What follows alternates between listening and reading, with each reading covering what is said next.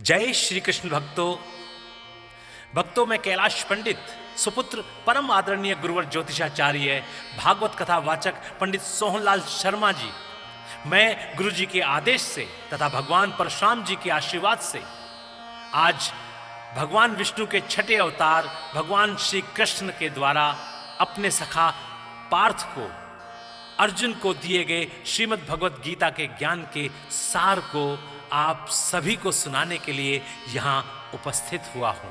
भक्तों, श्रीमद् भगवत गीता के 18 अध्याय हैं। मैं कैलाश पंडित एक एक करके सभी अध्यायों का सार आपके समक्ष भावपूर्ण स्वर के साथ प्रस्तुत करूंगा।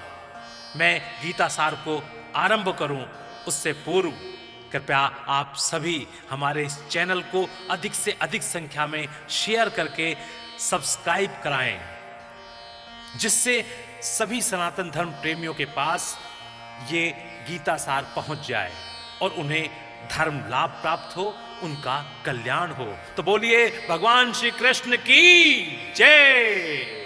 ओम भगवते वासुदेवाय नमः। बोलिए श्री कृष्ण महाराज की जय। प्रिय भक्तों, श्रीमद् भागवत गीता सार का 12वां अध्याय आरंभ करते हैं। अर्जुन ने पूछा, प्रभु, इस प्रकार जो भक्त सदैव योग युक्त होकर आपकी उपासना करते हैं और जो व्यक्ति परम ब्रह्म को भजते हैं, इन दोनों में कौन सा श्रेष्ठ योगी है? श्री भगवान बोले, जो मेरे विषय में मन लगाकर श्रद्धा पूर्वक मुझको भजते हैं वे उत्तम योगी हैं, परंतु जो इंद्रियों को संयम करके सर्वत्र समदृष्टि रखने वाले सब प्राणियों के हित में लगे हुए अकथनीय, अव्यक्त, सर्वव्यापी, अचिंतनीय, निर्विकार, अचल ध्रुव अक्षर का भजन करते हैं, वे भी मुझे प्राप्त होते हैं। अव्यक्त में जिनका चित्त आसक्त है वह कष्ट अधिक पाते हैं, क्योंकि अव्यक्त गति को प्राणी कष्ट से पाते हैं। हे पार्थ, जो प्राणी अपने सब कर्मों को अर्पण करके मेरी शरण में आकर अनन्य भक्ति से मेरा ध्यान करते और पूजते हैं, उन शरण में आए हुए भक्तों का मैं थोड़े समय में ही मृत्यु युक्त संसार से उद्धार कर देता हूं। मुझ में ही मन रखो, मुझ में ही बुद्धि रखो, तब तुम मुझ में ही निवास करोगे, इसमें कुछ संदेह नहीं है। हे धनंजय, यदि इस प्रकार तुम मुझ में अपने चित्त को लगाने में समर्थ न हो तो अभ्यास योग द्वारा हमारे पाने के लिए बारंबार यत्न करो। यदि अभ्यास भी न कर सको तो मेरे उद्देश्य से व्रतादि ही करो।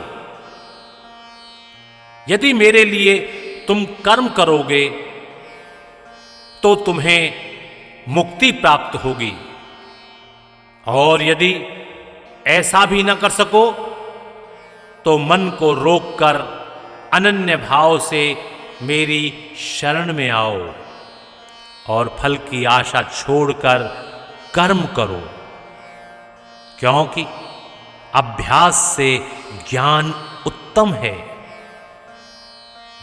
ज्ञान से ध्यान श्रेष्ठ है और ध्यान से कर्मों के फल को त्यागना श्रेष्ठ है। त्याग से शांति प्राप्त होती है।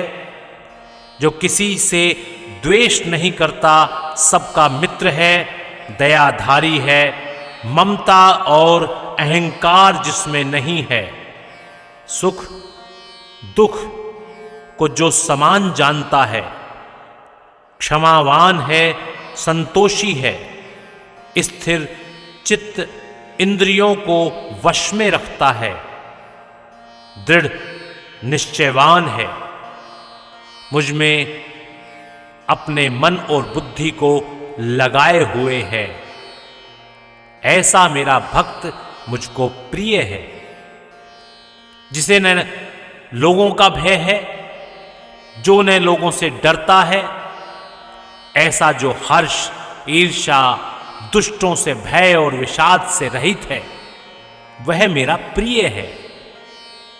जो कुछ मिले उसी में संतुष्ट, पवित्र, निष्पक्ष, निष्पात, दुख रहित, फल की आशा त्याग कर कर्म करने वाला, ऐसा जो मेरा भक्त है वह मुझे प्रिय है।